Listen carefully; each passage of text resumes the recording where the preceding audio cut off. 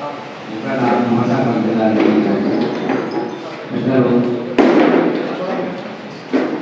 క్షేత్ర బీసీ సమాజ్ ఎవరికైనా నియోజకవర్గం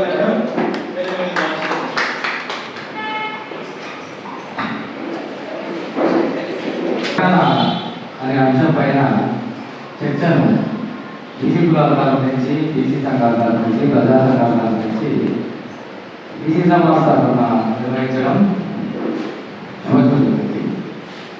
ముఖ్యంగా కులగణన అనేది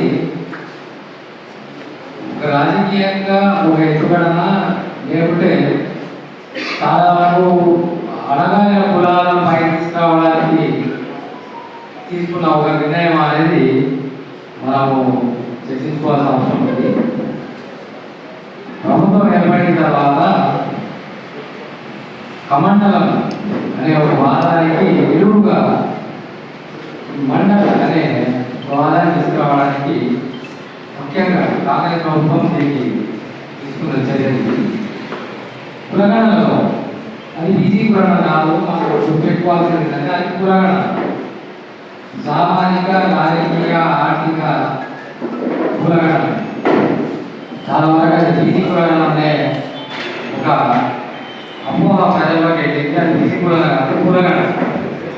ఈ కులగణన అనేది చాలా వరకు మనం గమనిస్తే అన్ని కులాల్లో నుంచి కులగణన చేసి అన్ని కులాల్లో ఉన్న సామాజికంగా, ఆర్థికంగా ఎదిగిన వాళ్ళని ఇస్తూ, సామాజికంగా, రాజకీయంగా అణువులో ఏర్పడిన వాళ్ళని ఇస్తూ బయటకు తీసుకురావాలని ప్రభుత్వం మనం చెప్పిన విషయం. కానీ మొన్న అసెంబ్లీలో ప్రవేశపెట్టిన కులగణన రిపోర్ట్ ఏదైతే ఉందో దాంట్లో కానీ జనాభా మాత్రమే చెప్పేసి దాంట్లో బీసీలను ముస్లిం బీసీలుగా, హిందూ బీసీలుగా విభజించి గురించి మన బీసీల శాతాన్ని 46% తగ్గించి, ఓసీల శాతాన్ని 22% పెంచేసి వాళ్ళలో మనకి ఎస్సీలను విభజించి చూపించి మీ బీసీ కులాలు 46% ఉన్నవి అనే విషయాన్ని అధికారికంగా అసెంబ్లీలో ప్రవేశపెట్టింది. మనం ఎంత మాట్లాడుతున్నా సరే అఫీషియల్గా బయటకు వచ్చేసి దీంట్లో మనం ఒక 3% ఆబ్జెక్ట్ ఉన్నారు, 3% పాల్గొనలేదు అనే విషయం మామూలుగా సభలో మాట్లాడేది. కానీ మళ్ళీ రీసర్వే అయిన తర్వాత సంఘాలు అన్నీ కూడా సూర్యనారాయణ వారు, సాత్విక వారు, చాలా పెద్దవాళ్ళు మళ్ళీ డిమాండ్ చేయడం వల్ల కానీ, మనం పోరాడడం వల్ల కానీ ప్రభుత్వం ఒక రీసర్వే అనేది మళ్ళీ చేసుకోండి అని 6 నుంచి 16 నుంచి 28వ తారీఖు వరకు ఇలా ఛాన్స్ ఇచ్చింది. దీంట్లో ఎట్లా చేస్తున్నట్ట వాళ్ళు ఇంతకుముందు అటెండ్ కావాలి మీ సర్వే చేయండి అని చెప్తున్నారు. కానీ వాళ్ళు రారట. మనమే పోయి వాళ్ళ దగ్గర లెక్కలు తీసుకోవాలి. అలా నేను పట్టుకున్నప్ప చూడున్నాను రికగ్నైజ్ చేయాలి విషయం చెప్పుకోవాలి. మరి ఇంకా వాళ్ళ దగ్గరికి సర్వే చేసింది కదా, మరి మనకి ఇళ్ళ వాళ్ళు అంటే మళ్ళీ మన దగ్గర సర్వే చేస్తుంది. జరిగే విషయం ఏమంటే ఈ కులాల సంఖ్య పెరుగుతుంది. వాళ్ళ శాతము సామాజిక ప్రకారం జనాభాలో 50%, 56% అంటే మళ్ళీ ఆబ్జెక్ట్ కావాలన్నమాట. ఈ ఆబ్జెక్ట్ కావాలనేది ఒక పద్ధతి ప్రకారం ఒక రాజకీయంగా చేస్తున్నా. చాలా మంది ఏం చేస్తాడు, ఎవరో చేసుకోవాలి కదా. జరిగింది చాలా మంది ఆ ముందు కాపు సోదరులు ఏం చేసిందంటే రెగ్గాలో ఎందుకు అంటే వాళ్ళ సంఖ్య చూపించాలి. వాళ్ళు బీసీలో అక్కడ ఆయన వాడు బీసీలో అక్కడ మన మైండ్ వాళ్ళ ప్లేస్. ఈ విషయం మనకు కూడా ఒక దానిలో మా పక్కకి వాటికి ఏంటంటే వాళ్ళకి ఈజీ అని చెప్పి వాళ్ళు రాసుకొని పోయింది. ఇది జరిగిన చాలా విషయాలు ఎక్కువ చాలా సోదరుగా కులగణన రీసర్వే అనేది ప్రభుత్వము ఇంతకుముందు ఏ విధంగా చేసిందో మళ్ళీ ప్రతి ఇంటికి తిరిగి చేస్తేనే కానీ, కరెక్ట్గా చేస్తేనే కానీ ఇప్పుడు పర్ఫెక్ట్ విషయం నాకైనా తెలుస్తుంది కదా. మళ్ళీ మీరు ఆబ్జెక్ట్ వాళ్ళు వచ్చి తెచ్చుకోండి, రాయించుకోండి అంటే ఇది కరెక్ట్ లెక్కలు బయటికి రావు. ఇది క్లారిటీ ఉండొచ్చు. రాజ్యాధికారం అనేది ఎట్లుంటుందంటే పబ్లిక్ ఒక సమస్యలో కొట్టుమిట్టాడుతున్నట్టు చేసి వాళ్ళు ప్రభుత్వం మీద నిలబడకుండా చేసే విధంగా రాజ్యాధికారం. రాజ్యం అనేదే జనాలు రాజు పరిపాలించే కాలంలో మనం బయట ఎక్కువ ఇప్పుడు చికెన్ మంచూరియా వెజ్ మంచూరియా ఇది యాక్చువల్గా చైనా అవుతాయి దాంట్లో వైన్ కలిపేవాళ్ళు. ఎందుకంటే అది మత్తు ఉండాలి పబ్లిక్ తిరుగుబాటు చేయకూడదు రాజ్యం. అటువంటి బాబీ ఇక్కడ వచ్చి మనం ఇట్లా ఎక్కుతాము వాళ్ళు అక్కడ వాళ్ళ యాక్టివిటీ వాళ్ళు వేరే పరిపాలన చేసుకుంటారు. కాబట్టి ప్రభుత్వానికి కానీ ముఖ్యంగా ఇక్కడ గుర్తుపడాల్సింది ఏంటంటే బీసీ రాజ్యాధికారం కావాలని చెప్పి కులదంగా కూడా బీసీ రాజ్యాధికారంగా కావాలని చెప్పి ప్రధానంగా కూడా బీసీ రాజ్యాధికారం కావాలి అని చెప్పి బహుజన సంఘాలు కూడా. కానీ మనం ఎవరు ఎలక్షన్ నిలవడం మనం ఎలక్షన్ నిలవడం కూడా మన రాజ్యాధికారం కావాలని చెప్పి మనం వేరే వాళ్ళ తరపుకుంటాం. ఇందులో ఏ రాజకీయ నాయకులు ఇన్వాల్వ్ గారు, ఏ రాజకీయ పార్టీకి సంబంధించిన వ్యక్తులు ఇన్వాల్వ్ గారు వాళ్ళు రిజర్వేషన్ కావాలని అంటారు. వాళ్ళ భుజాల మీద రూపాయి పెట్టి వాళ్ళు ఆలోచిస్తున్నారు. మీరు ఎలక్షన్ నిలబడాలి కానీ వ్యతిరేకంగా మాట్లాడుతున్నాం అంటున్నారు. మాకు రాజ్యాధికారం కావాలి. మరి అవసరమున్న రాజకీయ నాయకులు ఉంటారు బయటికి ఏమో అధికార పక్షం కానీ స్వపక్షం కానీ విపక్షం కానీ ప్రతిపక్షం కానీ వాళ్ళు ఎందుకు మంది చాలా మంది కనిపిస్తుంది. మీకు ఉన్నాడు కదా కానీ నడవండి ఎందుకంటే మేము వస్తాం ఏం చేయాలంటే అదే స్థానిక సంస్థల ఎలక్షన్స్లో సీట్ కావాల్సినప్పుడు వాళ్ళు పసుకోవద్దని వాళ్ళు ఎలక్షన్ పెట్టుకుంటారు. ఈ విషయంలో చాలాసార్లు ఈవెంట్ జరిగినాయి. కానీ ఎప్పుడైనా సరే రాజకీయ నాయకులు ఆర్థికంగా బాగుంటారు, రాజకీయంగా బాగుంటారు, వాళ్ళు ముందుండాలి. సూర్యరామరాజు సార్ లాంటి వాళ్ళు ఆ దూరం నుంచి ప్రతి జిల్లాలో ఇటువంటి అవేర్నెస్ ప్రోగ్రామ్ పెట్టుకున్నారంటే అది కమిట్మెంట్. బీసీల పట్ల ఉన్న కమిట్మెంట్ అది రాజ్యాధికారం తర్వాత కాదు, బీసీలకు అన్యాయం జరుగుతుంది, బీసీల పట్ల కమిట్మెంట్ కాబట్టి వస్తున్నాడు అన్నమాట. ఫస్ట్ అందరూ చెప్పినాకనే చేద్దాం. బీసీ ముందుకు వచ్చి ఎవరు కులాలు ఎక్కడ ఎవరు కులం వాళ్ళు నిలబెట్టి వాళ్ళకి ఇవ్వాలనే ఆలోచనతో వచ్చిన ఆయనకు ఫస్ట్ ధన్యవాదాలు చెప్పాను. ఎందుకంటే ఏ నియోజకవర్గంలో ఎవరు ఎక్కువ ఉన్నారు వాళ్ళని సెలెక్ట్ చేయాలని ఒక వాదన తెచ్చి ముందు తెచ్చి సరైన వాదన. ఈరోజు నిజంగా చెప్పాలంటే వనపర్తిలో ఎవరు ఎక్కువ ఉన్నారు, చార్మినార్లో ఎవరు ఎక్కువ ఉన్నారు, అక్కడ ఆయన చెప్పిన విధానానికి చాలా వరకు కదలిక వచ్చింది. కొన్ని దగ్గర వాళ్ళని సెలెక్ట్ చేయడం జరిగింది. దానికి సూర్యరామకు ప్రత్యేక ధన్యవాదాలు చెప్తున్నాం. ఈరోజు బీసీ వాళ్ళంతా ముందుకు తీసుకొస్తున్నాడు. ఎవరు బీసీ వాళ్ళు పెట్టుకుంటే వాళ్ళ దగ్గరికి పోతున్నాడు. ఎవరు ఇక్కడ ఉన్న బీసీ వాళ్ళు ఉంటే వాళ్ళ దగ్గరికి పోయి వాళ్ళను కలుపుకొని పోతున్నాడు. ఆయనకు ధన్యవాదాలు. బీసీ వాదం తెచ్చి చాలా నుండి ఉంది, ప్రతి ఒక్కరిలోనూ ఉంది. కానీ ఎవరు మనకున్న అగ్రవాద నాయకులను చూసి బెదుర్కొని వాళ్ళ సంఘంలో చదువుతున్నారు. దాన్ని పక్కన పెట్టండి. ఈరోజు నేను చెప్తున్నది ఏంటంటే కులాలు కాదు, మన కులం మన ఇంటి వారికి, మన కులం వారికి బయటికి వస్తే మన కులం విడిచి పెడతాం, బీసీ అని పెట్టుకున్నాం. నా కులం ఏంటి, నీ కులం అనే గోత్రం కాడ దాని కాడ విడిపోతున్నాం మనం. ముఖ్యంగా ఫస్ట్ మన కులం పక్కన పెట్టి బీసీ అనేది ముందుకు వస్తే ఎవరండి వనపర్తి మేము తీసుకుంటే 2 కులాలు కలిసి ఒక చైర్మన్ వచ్చిందండి. వనపర్తి పట్టణంలో యాదవ్ ముదిరాజు కలిపితే 17 సీట్లు వచ్చింది. సింపుల్గా 2 కులాలు కలిపితే చైర్మన్ సీట్ వచ్చింది. 3 కులాలు కలిపితే ఒక నియోజకవర్గం ఏకమైనది. ఎందుకు మనం ఏకమైనది? ఫస్ట్ 3 కులాలు ఒకటైతే ఒక నియోజకవర్గంలో మనం గెలుస్తాం. ఎందుకు మన సకాలం డబ్బులు మొన్న తీర్మానం డబ్బులు ఎవరితో లేవు. ఫస్ట్ మన వాళ్ళకు సపోర్ట్ చేద్దాం. అవి వాళ్ళతో డబ్బులు లేవు, వాడు మంచిది లేడు, మన వాళ్ళని మనమే ప్రెసిడెంట్ చేసి కాలు మోస్తున్నాం. దాన్ని పనిచేద్దాం. ఫస్ట్ ఎవరైనా సరే మంచి అయినా బీసీ వాళ్ళని ఎంచుకొని మొదలు పోతే మనకి సపోర్ట్ చేద్దాం. కులాలు పక్కన పెట్టి ఫస్ట్ బీసీ వాళ్ళు పెట్టుకున్నాము. ఈ సందర్భంగా ఇది ముందు ఎందుకు చెప్పినట్టే అన్న ముందు తీసుకొచ్చి ఈరోజు బీసీ స్కూలే పెట్టి వస్తున్నాడు. నేను బీసీ ఐక్యవేదిగా మామనాడు జిల్లా 5 సంవత్సరాల నుంచి పోరాడుతున్నాను.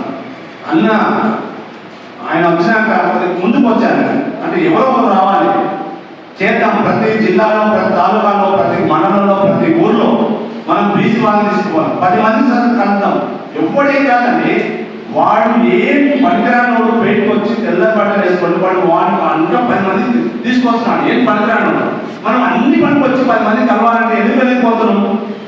బీసీలు అది కాదు, అన్ని కులాలు ఏకమైన మనమే ముందుకు పోతాం. రెండవది, ఈ మనం ఐక్యత అనేందుకు దొంగ లెక్కలు చేస్తున్నాం. కులగణన అనేది ఆ రోజు ఒక్కరే రోజు, ఈ రోజు నాకు కాంగ్రెస్ వాళ్ళు చెప్తున్నారు ఏ పార్టీ నాకు సంబంధం లేదు, నేను ఒకప్పుడు కాంగ్రెస్ మాజీ కౌన్సిలర్ను, కానీ నేను ఐక్యవేదిక పెట్టుకొని అన్ని పార్టీల నుంచి పోరాటానికి బయటకు వచ్చిన. ఈరోజు ఎమ్మెల్యేలు వాళ్ళంతా దోస్తాను కదా, మా ఎమ్మెల్యే నాకు కాబట్టి జూనియర్ నా ఎప్పటి నా ఇంటి పక్కన ఉంటారు. నేను పోతే నాకు మంచి పదవి ఇస్తాడు. పదవి కోసం పోలేదు, ఐక్యవేదిక బీసీలను ముందుకు తీసుకోవాలని ఏ పదవి తీసుకోకుండా బయటకు వచ్చాను, ఐక్యవేదిక పెట్టాను. కానీ మనకి పోయేదంటే మన సంఘాలు ఉంటే అప్పుడు తిండి పెడుతూ అప్పుడు అది చేస్తాం. మనమే రాజేద్దాం. మనం ఒక వేదిక పెట్టుకుంటే మనమే రాజేద్దాం. బీసీ వేదిక రండి, మనమే పదవులు తీసుకున్నాం, మనమే ఉన్నాం. ఈరోజు మన వడ్డించే వాళ్ళు మనమైతే మన వాళ్ళకు మనమే ఇస్తాం. వాళ్ళంటే మనమే పోవాలి. మన పదవులు మనం వచ్చి మన రాజ్యం మనకు వస్తే మన వాళ్ళకి మనమే కదా వడ్డించేది, మనమే చేసుకున్నాం. ఈ సందర్భంగా నేను ఎక్కువ మాట్లాడాను. ఈ అందరం ఏకమైనాక ఒక 4 సంవత్సరాల టైం ఉంది. 4 సంవత్సరాల్లో ఏకమైతే మనం అనుకున్నది మొత్తం మనం సాధిస్తాం. మన వాళ్ళు ఎవరైనా సరే వాళ్ళకి ప్రోత్సాహిస్తాం. నాకే పదవి ఇవ్వాలని నేను ఎన్నికైనా పదవి ఎన్నికైనా అట్లా కాదు. ఎవరికి సత్తా ఉంటే మనం ముందుకు పోతాం. మనం ఎవరు పోతాం, మనం ఉన్నటువంటి రౌండ్ టేబుల్ సమావేశానికి ముఖ్య అతిథిగా హాజరయ్యారు. వారికి స్వాగతం పలుకుతూ, అదేవిధంగా పద్మశాలి సంఘం రాష్ట్ర కార్యదర్శి మన అన్న సారథి లక్ష్మీకాంతన్న, అదేవిధంగా పాలమూరు పట్టణంలో బీసీలందరినీ ఐక్యం చేస్తూ బీసీలకు ఏ చిన్న సమస్య ఉన్నా కూడా అందరూ ఏకంగా ఉండి కొట్లాడాలనే ఉద్దేశంతో బీసీ సమాజాన్ని ముందుకు తీసుకెళ్తున్నటువంటి పాలమూరు ఉమ్మడి మహబూబాబాద్ జిల్లా అధ్యక్షులు శ్రీనివాస్ గారు, స్టేజీపై ఉన్నటువంటి పెద్దలందరికీ కూడా పేరు పేరున ధన్యవాదాలు. అయితే ఎలక్షన్ల కన్నా ముందు ఉన్నటువంటి కాంగ్రెస్ పార్టీ మేము కనుక గెలిస్తే వచ్చేటటువంటి గ్రామ పంచాయతీ ఎలక్షన్ల కన్నా ముందే మేము కులగణన చేసిన తర్వాతనే ఎలక్షన్లకు వెళ్తామని చెప్పేసి కామారెడ్డి డిక్లరేషన్లో చెప్పడం జరిగింది. దాని తర్వాత లేట్ చేస్తూ వచ్చి ఎలక్షన్లకు పోవాలని చెప్పి కూడా వాళ్ళు నిర్ణయం తీసుకొని మన సోషల్ మీడియాలో వచ్చిన తర్వాత బీసీ సంఘాలు మేధావులందరూ కూడా ఒకటై ప్రభుత్వం మీద ఒత్తిడి తెచ్చిన తర్వాతనే కులగణన ప్రారంభం జరిగింది. ఇదంతా కూడా బీసీలు మనం కొట్లాడి కులగణన చేయించుకున్నటువంటి సందర్భం. అదేవిధంగా మొన్న లెక్కలు చేసినప్పుడు కూడా లెక్కలు తప్పు అని చెప్పేసి గలపెట్టినటువంటి బీసీ సంఘాలన్నీ కూడా, కుల సంఘాలు, బీసీ సంఘాలు, మేధావి సంఘాలన్నీ కూడా బయటకు వచ్చి బీసీలకు అన్యాయం జరిగింది, బీసీల లెక్క తప్పుంది అని చెప్పి గలపెట్టిన తర్వాతనే ప్రభుత్వం మరొకసారి వెంటనే వచ్చి అవకాశం ఉన్న వాళ్ళు ఎవరైతే అప్పుడు మిస్ అయిన వాళ్ళు ఉన్నారో వాళ్ళందరూ కూడా మళ్ళీ కులగణనలో పాల్గొనాలని చెప్పేసి 12 రోజుల సమయం ఇవ్వడం జరిగింది. అంటే ఇప్పుడు బీసీలందరూ ఏకమవుతున్నామని చెప్పేసి ప్రభుత్వము దిగొచ్చి తనగా ఇలాంటి కార్యక్రమాలు చేస్తున్నప్పుడు బీసీలందరూ ఐక్యంగా ఉంటే ఇంకా 3.5 సంవత్సరాల సమయం ఉంది, రాజ్యాధికారులు కూడా ఖచ్చితంగా ఏర్పడుతుందని చెప్పేసి నేను తెలియజేస్తా ఉన్నాను. ఇంకొకటి, బీసీ సంఘాల వాళ్ళు ఎవరు పెట్టని వీటిని మనందరం పాల్గొనాలి అన్నటువంటి భావన ఉండాలి. ఇప్పుడు ఒక సంఘం వారు పెడుతుంటే మనం ఎందుకు వెళ్ళాలనుకుంటే ఇలాంటి పరిస్థితులలో మనం ముందుకు వెళ్ళేటటువంటి అవకాశం ఉండదు. బీసీ సమాజ్ పెట్టని, ఇంకొకరు పెట్టని, ఎవరు పెట్టినా సరే బీసీలకు మేలు జరుగుతుందంటే మనమందరం ఐక్యంగా ఆ దాంట్లో పాల్గొంటేనే మనందరం ఐక్యంగా ఉన్నామని చెప్పేసి అగ్రవర్ణాల వాళ్ళకు తెలిసేటటువంటి అవకాశం ఉంటుంది. కాబట్టి ఇలాంటి కార్యక్రమాలు ఏవి జరిగినా అందరూ కూడా పాల్గొనాలి. ఇప్పుడు సూర్యరామన్న గారు గత దశాబ్దాల కాలం కూడా నిరంతరంగా పోరాడుతూ ఉన్నాడు. ఆయనకు మనందరం కూడా ఖచ్చితంగా చప్పట్లతో ధన్యవాదాలు తెలియజేసింది. ఎందుకంటే బీసీ రాజ్యాధికారం ఎప్పుడైతే వస్తుందో అప్పటి వరకు నిరసనగా నేను నల్ల చొక్కా ధరించుకొని ఉందని చెప్పేసి కంగారం కట్టుకున్నటువంటి మహానుభావుడు బీసీ. ఇప్పుడు మనకు ఇంతకుముందు ప్రభుత్వం ఏర్పాటు చేసినటువంటి బీసీల బీసీ ముఖ్యమంత్రి గారు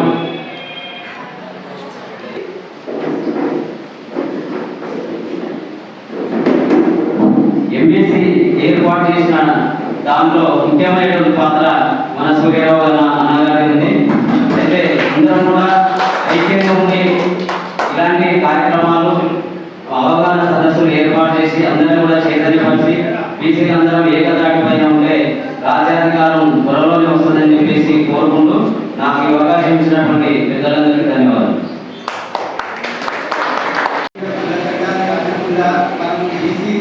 బీసీ అనే నినాదంతో వెళ్ళడమే మంచిదని నేను ఈ సభాముఖంగా కోరుకుంటున్నాను.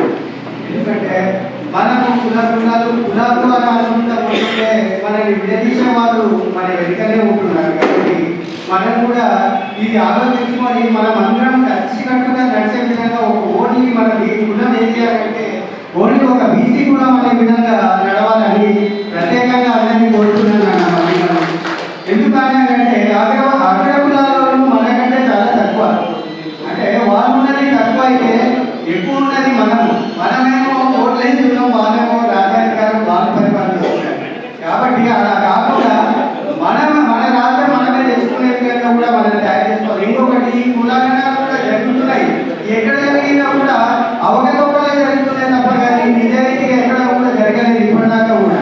నిజంగా చెప్పాలంటే మనది 56% అని చెప్తున్నారు పిల్లలు. మనకు కూడా ఇంకో అంత తెలిసినట్టు అయినా మనది 56% అంటే మొదలు కూడా మీ కులగన సర్వేలో కూడా చాలా తక్కువ ఇచ్చారు. అంటే ఆగ్ర కులాలు ఏ విధంగా నిర్ణయిస్తే ఆ విధంగా నడుస్తుంది అన్నట్టుంది. ఇది మొఖాలు ముందు పెట్టినట్టున్నది ఈ సర్వేలని. కానీ అలా కాకుండా మనం ఏం చేయాలంటే మనం ఒక చైతన్యవంతులాగా మనం నిలబడితే కానీ మన కులగన అనేది కరెక్ట్ జరుగుతుందని నేను కూడా అందరి సమస్యలో మళ్ళొకసారి ప్రత్యేకంగా కోరుకుంటున్నాను. కానీ ఇంకొకటి మనం కూడా ఎక్కడైనా కూడా ఒక బీసీ అనే నినాదంతో ముందుకు వెళ్ళాలని మళ్ళొకసారి ప్రత్యేకంగా కోరుకుంటున్నాను. ఇంకొకటి సారి గారు సూర్యరావు సారి గారు కూడా అంటే ఫస్ట్ మనం అలా వచ్చినప్పుడే కానీ మన ఉద్యమం అనేది మనం అనేది ఏందనేది ఆగ్రహులకు తెలుస్తుంది. అప్పుడే కానీ ఐక్యత ఏంటనేది తెలుస్తుంది. కాబట్టి ప్రతి ఒక్కరు కూడా ప్రత్యేకంగా మనం కంపల్సరీ ఈ బీసీ అనే నినాదంతోనే ముందుకు వెళ్ళాలని, ఇంకోటి ఈ అప్పుడే కానీ కులగణ సర్వేలు కూడా కరెక్ట్ జరుగుతాయని, ఇంకోటి ఈ రాజకీయాలు కూడా ఎలా అయిపోయినాయి అంటే వాళ్ళు స్వార్థాన్ని కోసానికి వాడుకుంటున్నారు తప్ప మన కోసానికి ఏమైనా చేసుకున్నది ఏం లేదు. ఇంకొకటి అప్పుడే కానీ మనం ఎదగాలి అని అంటే మన బీసీలు ఎదగాలి. బీసీలు అని అంటే ఒక ఐక్యత చాటాలి. అప్పుడే కానీ మన ఉనికి చాటితే వాళ్ళు కొనుక్కుంటూ మన దగ్గరికి వస్తారు. మన ఉనికి చాటినప్పుడు వాళ్ళు కొనుక్కుంటూ రాదు, మనల్ని బెదిరించే స్థాయికి వస్తారు. కాబట్టి అలా కాకుండా మనము బెదిరించే విధంగా ఉండాలి. మనం ఇంత సంఖ్యాబలం మనకు ఉంది. కాబట్టి మనం ఇది కూడా కొన్ని దృష్టిలో పెట్టుకొని ప్రత్యేకంగా అందరూ ముందుకు రావాలి, చైతన్యవంతులు కావాలని కూడా మరొకసారి ప్రత్యేకంగా ఉంటున్నారు. కానీ కంపల్సరీ మాత్రమే బీసీలు అనేది ఒక సమావేశం ఏర్పాటు చేసిన శ్రీనాథ గారికి మరియు ముఖ్య అతిథిగా విచ్చేసిన సంఘం సూర్యరావు సార్ గారికి, ఇక్కడికి విచ్చేసిన బీసీ సోదరులకు, మరి ఎలక్ట్రానిక్ మీడియా ప్రతి ఒక్కరికి నా యొక్క నమస్కారాలు. ఈరోజు మనము బీసీ సమాజ ఆధ్వర్యంలో బీసీ కులగణన చేపట్టాము. ఒక 2 అంశాలు చెప్పాలనుకున్నా. ఒకటి కులగణన గురించి, తర్వాత నేను రాష్ట్ర మన సంఘం సూర్యరావు సార్ గారు నన్ను రాష్ట్ర రైతు వెంకన్నగా చేసింది కాబట్టి రైతుల గురించి కొంత సబ్జెక్ట్ చెప్తా. కులగణన ఇప్పుడు సమాజంలో ఫస్ట్ నడుస్తున్న దీని మీదనే కాబట్టి ఈరోజు ప్రభుత్వం ఎట్లా వచ్చింది, మీరు డిక్లరేషన్ ఇచ్చిండ్రు కాబట్టి బీసీలంతా ఓట్లు వేసిండ్రు. బరాబర్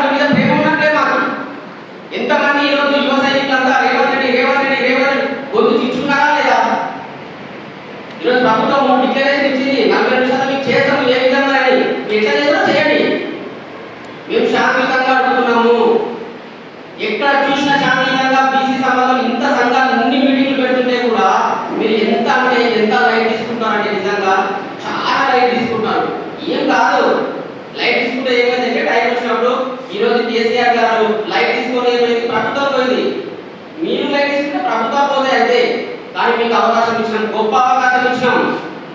అందులో మళ్ళీ ఉమ్మడి పాలన నుంచి మీ పాలన ముందు బిడ్డగా ఏదని చెప్పి మేమంతా కోరుతున్నాం. ఖచ్చితంగా నీ సపోర్ట్ ఉంటాం. ఈరోజు తెలంగాణ వ్యాప్తంగా కాదు, దేశవ్యాప్తంగా కూడా నీ పేరు మార్చుకోవాలంటే నువ్వు ఒక ముఖ్యమంత్రిగా ఉన్న స్థాయిలో వెళ్ళిపోవాలంటే నిజంగా మీరందరూ కార్యకర్తగా నేను ఖచ్చితంగా కాంగ్రెస్ కార్యకర్త ముఖ్యమంత్రి కాదు, కాంగ్రెస్ కార్యకర్తగా నిబంధనతో పనిచేస్తాను. ఖచ్చితంగా మేమంతా సపోర్ట్ ఉంటాం. బీసీ కులాలంతా కలిసి మీకు సపోర్ట్ ఉంటాం. మాకు న్యాయం అడుగుతున్నాం మేము. ఎందుకంటే మాకు ఇప్పటికే ఎంతో అన్యాయం అయిపోయాం. అది ఎట్లా అన్యాయం జరిగింది, ఏం జరిగింది భగవంతుడు ఉన్నాడు. కాబట్టి మనకు జరగాల్సిన న్యాయము బరాబర్ జరగాల్సిందే. 42% ఇన్ని దినాలు మేము అసెంబ్లీలో అడగలే. మాకెంత 119లో మనకి ఎన్ని ఉన్నాయి, మంత్రులు ఎన్ని ఉన్నాయి, చాలా పొరపాటు ఉన్నాం. మనకు చర్చ లేదు. నిజమైన రాజకీయ చైతన్యం కావాలి. మనము పెద్దగా ఉన్నాము, పెద్దగా పదవి తీసుకోవాల్సిన అవసరం లేదు, పెద్దగా ఏం తీసుకోవాల్సిన అవసరం లేదు. బీసీలో ఉండి నిజంగా చెప్తున్నా, బీసీలో ఉండి పదవులని గడ్డ ఎక్కిద్దాం. నీకు చేత జరిగినా చేయి, లేదంటే అది నీ ఇష్టం. ఈరోజు అవకాశాలు ఇస్తూనే ఉన్నాం కదా, అవకాశాలు ఇస్తూనే కూడా మమ్మల్ని ఇంకా మీరు పాదాలని చెప్తా అంటే ఎంతవరకు న్యాయం? మా లోపల ఆలోచన ఉంటుంది, ఖచ్చితంగా ఆలోచన ఉంటుంది, ఏంటంటే ఇంత అన్యాయం జరుగుతుందని చెప్పి. కాబట్టి బరాబర్ కులాల విషయంలో సరిగా చేయాల్సిందే 42%. ఒకవేళ మీరు సుప్రీం కోర్టు అని చెప్పి, హైకోర్టు అని చెప్పి మీరే కోర్టులో కేసు ఇచ్చి ఆపించి ఏదో విధంగా ఇప్పటికే సర్పంచ్ ఎలక్షన్ జరగలేదు, గ్రామాలంతా కుంటుపడుతున్నాయి. మళ్ళీ మాతోనే మమ్మల్ని ఎదిరించే కార్యక్రమాలు మీరు చేస్తారు. ఎందుకంటే మీరు ఏదో ఒకటి చేయాలి కాబట్టి చేస్తారు. కాబట్టి మేము కూడా అన్ని గమనిస్తాం. ఇచ్చిన మాట ప్రకారం ముందుకెళ్తారా లేదు చేస్తారా మీ ఇష్టం, మీకే వదిలేస్తాం. ఇక మేము కూడా ఒక తీర్మానం చేసుకుంటాం. ఎన్ని గ్రామాలు ఉన్నాయి, ఎంత కథ ఉన్నవి, ఇక లిస్టు తీసుకుంటాం, డాటా తీసుకుంటాం. ప్రతి గ్రామంలో జనరల్ ఉన్నా కూడా ఏడు ఉన్నా కూడా ఎస్సీ బీసీ సపోర్ట్ చేస్తారు, బీసీలకు ఎస్సీ సపోర్ట్ చేస్తారు, అగ్ర కులాలు కూడా మేము ఖచ్చితంగా సపోర్ట్ చేస్తాం.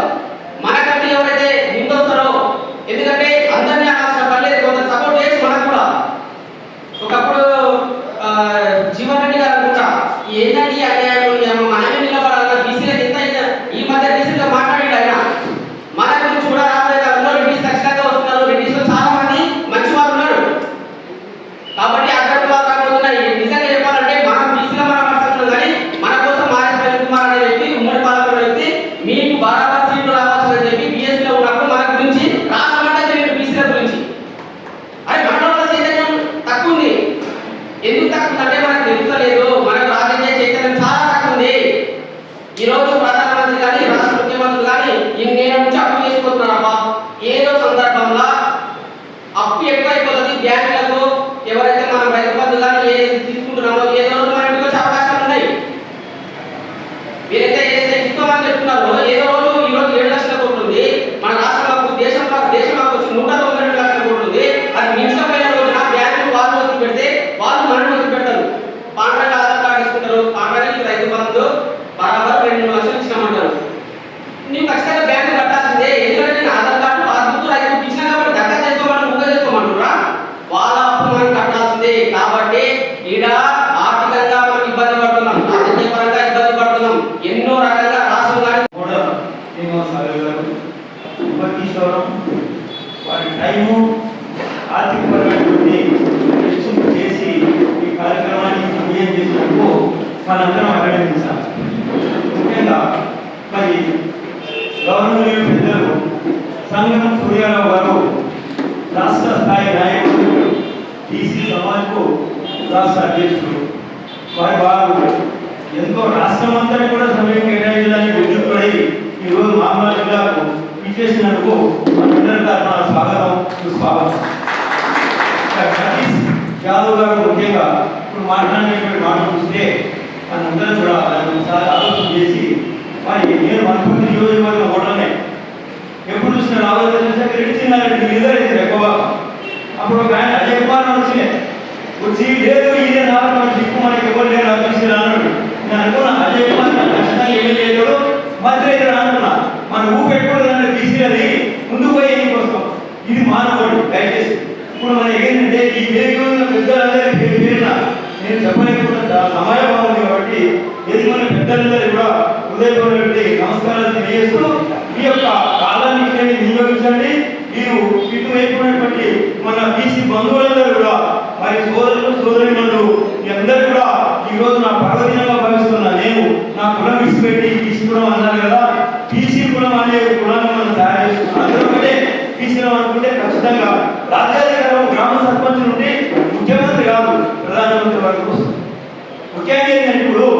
42% రిజర్వేషన్ అనేది 2024 నుంచి 25 వరకు ఎంత ఊపు అందుకున్నా చూడండి ఒకసారి.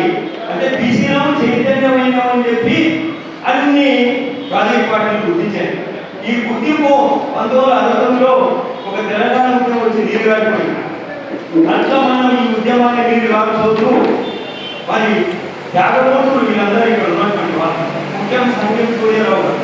నేను ఎవరైతే చెప్తున్నా గ్రామ స్థాయిలో అన్ని సంఘాలు అన్ని కూడా సంఘాలు పక్కేనండి. గ్రామ స్థాయిలో కన్వీనర్ చేద్దాం అన్ని సంఘాలు ఏ కూడా సంఘం ఉందని ఆ ఊరు నేను చేశాను ఇంతవరకు మా ఊరు. అక్కడ ఏమైందంటే 10 మంది జమ చేస్తే ఏమన్నారు అన్నాన్ని ఎవరినైనా ప్రపోజ్ చేయి సర్పంచ్ బీసీ చెప్తాం మెజార్టీ ఊళ్ళో ఒక్కొక్క సంఘాన్ని బీసీ సంఘాలు పక్క వెళ్ళి నేనేం చెప్తున్నా అంటే ఇక్కడైతే ఐక్యవేదిక అని చెప్తున్నాడు సతీష్ బాబు యాదవ్. నేను ఏం చెప్తున్నా గ్రామంలో కూడా కులాలు పక్కన బీసీ ఐక్యవేదిక కింద ఒక కన్వీనర్ చేయాలి. 15 రోజులకు ఒకసారి నెలకు ఒకసారి మీటింగ్ పెట్టాలి. ఇక్కడ నుంచి జిల్లా స్థాయి కాకుండా మండల స్థాయి ఒక కన్వీనర్ పెట్టుకున్నాం అంటే ఆయన పోయి కొంచెం ఎడ్యుకేట్ చేస్తారు. మరి ఏం కావాలి అంటే రాబోయే రోజులకు ఈడబ్ల్యూఎస్ కోట ఏదైతే తెచ్చిందో ఓసీలకు వాస్తవంగా 7% ఉడగనంలో 14% తెచ్చుకున్నాం. ఇది ఎక్కడ ఆశ్చర్యం రెడ్డి పడతాడు జనాలు పెట్టుకోలేదు 3-4 ఏళ్ళ మనలో 25 లక్షలు తగ్గించింది కదా సార్. మరి పుట్టిన 22 మంది చర్చ జరుగుతుంది. ఉడగన సర్వే గురించి రోజు పేపర్లు అందరూ చూస్తున్నాం. ఇక్కడ వచ్చిన వాళ్ళంతా కూడా గ్రామాల్లో కొంత త్యాగవంతులై వాళ్ళ సమయాన్ని వినియోగించి డబ్బు ఖర్చు పెట్టుకుని వచ్చింది. మీరు ఖచ్చితంగా రేపు భవిష్యత్తులో గ్రామ స్థాయిలో ఉన్న వాళ్ళు సర్పంచ్ లేదు. కానీ మీరు ఎక్కడ కూడా రాజకీయంలో ఒకరు మనకు అలవాటు ఉందంటే ఓసీలను నిలబెట్టడంలో మనం ఓటు చేస్తాం. మనకు అలవాటు భయపడదు. నేను ఒక సంఘటన చూసిన సార్ ఆ పేరు చెప్పను ఉపాధ్యాయ సంఘంలో అప్లికేషన్ రాయించాలి. నేను చెప్పకు పేరు అని చెప్తాను ఎందుకంటే హిందీ ఉంటుంది. ఆనాడు రాష్ట్ర అయిపోతే కోదపాటి ఇంకో దగ్గరికి కలెక్టర్ అంటే నీవే రాయండి నేను ఇంగ్లీష్ రాస్తుంటే ఆ ప్రెస్ వాళ్ళకి బాగా అర్థం చేసుకోవచ్చు ఎవరు. కానీ ధైర్యం ఆ ధైర్యం చేసింది ఓట్లేదు ఓటండి అవసరం చేస్తాను మరేం చేయదు అని చెప్పి మాట్లాడుతున్నప్పుడు అందరూ ఏమన్నారు సరే అని మాట్లాడుతున్నాను. నేను మాట్లాడుతున్నాను సార్ మీకు ఏమంటే ఏం చేసింది అది తెచ్చినందుకు మనం సంబంధం చేసాం. కానీ తెలుగు మనం ఉంటే ఏం చేసాం అంటే కార్యాచరణ ఉండాలి సార్. కార్యాచరణ ఎన్నికలు కావు ఒక ప్లానింగ్ మనం నెట్వర్క్. నేను ఏం చెప్తున్నా ఫస్ట్ గ్రామం స్థాయికి రావాలంటే ఫస్ట్ గ్రామంలో కమిటీ వేయడం లేదు. ఒకటి చెప్తున్నా నియోజకవర్గంలో కమిటీ వేద్దాం చాట్లో ఒకటి సంయుక్తంగా అన్ని కూడా అది బీసీ ఐక్యవేదిక బీసీ సమాజంలో ఉంటాయి అన్ని సంఘాలు కలిపి ఏం చేస్తాం ఒక యూనివర్సల్ ఒకటి యూనిటీగా ఒకటి జాతీయాలకు వెళ్ళాం ఐక్యవేదిక అక్కడ కన్వీనర్ వేద్దాం నియోజకవర్గం. నెక్స్ట్ వచ్చేసి మండల స్థాయిలో కన్వీనర్. ఈ మండలంలో ఉన్న కన్వీనర్ ఏం చేయాలి ఈ పైన ఉన్నటువంటి నియోజకవర్గంలో కమిటీ మెంబర్ ఎవరు ఉంటారో వీళ్ళందరూ క్రమంలో రోజు 4 గ్రామాలు రాకపోతే పోయి అక్కడ కమిటీ చేసేద్దాం. అక్కడ కన్వీనర్ ఖచ్చితంగా మేము సాధిస్తాం సార్. ఇది ఒకటి నేను మిమ్మల్ని రిక్వెస్ట్ చేస్తున్నాను. ఏ పేరు ప్రదేశం ఉండేది అంటే ఇక్కడ ఉన్న వాళ్ళు ఎవరైనా మీరు ఏ ఓటుకైనా తయారు మీకు వచ్చిందంటే మీరు కష్టంగా రాజకీయ మీరు కష్టంగా సర్పంచ్ అవుతారు. మీరు కనుక ఎక్కడైనా అవకాశం ఉంటే మీరు వదులుకోదు. మీరు కష్టంగా రాండి రాజ్యాంగ పొందడం అని చెప్పి మనం చేస్తూ ముగిస్తున్నాను సార్. దీనికంటే ఇది ఒక్కటే నా రిక్వెస్ట్ సార్. ఇది చేయండి కార్యాచరణ చేస్తే తప్పకుండా అవుతాం సార్. మరి అవకాశం నేను నిజంగా ఈరోజు మళ్ళీ ఒకసారి మీకు అందరికీ ఇది అవకాశం ఇది ఏదో హ్యాపీ డే ఏదో సంక్రాంతి దసరా చేసుకున్నాం కదా నాకు అట్లా అనిపిస్తుంది. అర్థం చూడాలి అందరూ చూసాను ఈ అవకాశం మళ్ళీ వస్తారు. అందుకని ముఖ్యంగా ఈ ఎవరైతే టైం వెచ్చించి ఎంత చేస్తారో కానీ రాష్ట్ర నాయకులు ఇద్దరు సార్ మీరు విజయం ఉన్నాడు సార్. మీరు కష్టంగా విజయపోతే ఒక మానవుడు సార్ మనుషులకు ఆ మానవ అంటే మొత్తం శాపం నిలబడి అందుకోడు రాష్ట్ర నాయకుడు గట్టిగా ఉంటే ఇదే. ఎందుకంటే మీరు నన్ను బాగా అభినందిస్తూ మీరు ఇచ్చే నిర్మించారు సార్. మీరు కష్టంగా భగవంతుని ఆశిస్తుంటాయి. ఏదో నాకు మీరు కూడా వాళ్ళ రాష్ట్ర నాయకులు అయిపోవాలి. మాకు ఒక ఆదర్శం అయిపోతారు. మీరు మాత్రం తక్కువ సార్ అదే కుమార్ అని చెప్పి నేను కాన్ఫిడెంట్ చెప్పగలుగుతున్నా. మీకు వయసు కూడా సార్ బహుశా 55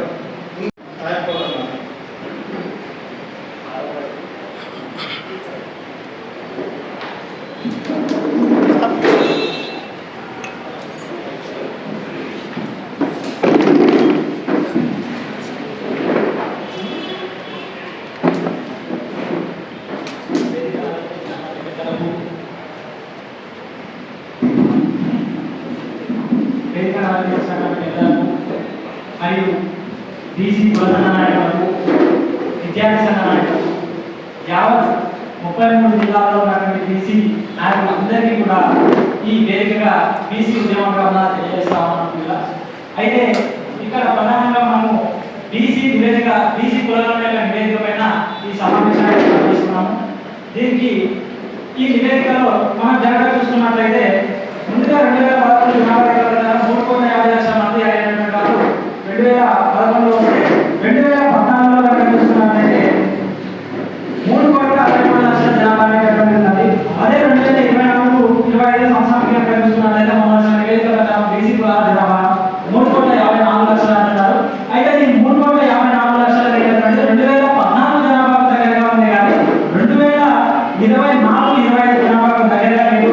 దీని బట్టే ఏం చేస్తుందంటే బీసీ కులాలను అనేటువంటిది విపరీతమైనటువంటి తక్కువ అని చెప్పేసి వివరణ చెప్తారు. ముందుగా ఫస్ట్ మనం ఈ విషయాన్ని కావాలి. తర్వాత ఏమన్నారంటే ఇక 3% ఉన్నారు, ఉన్నటువంటి 3% కూడా అవి అమలు చేసుకోవాలనేటువంటి అంచనా అంటారు. అయితే ఈ కులగణన చేయడం వల్ల బీసీలో జరిగేటువంటి న్యాయం ఏంటి అనేటువంటి విషయాన్ని కనుక చూసుకున్నట్లయితే మనము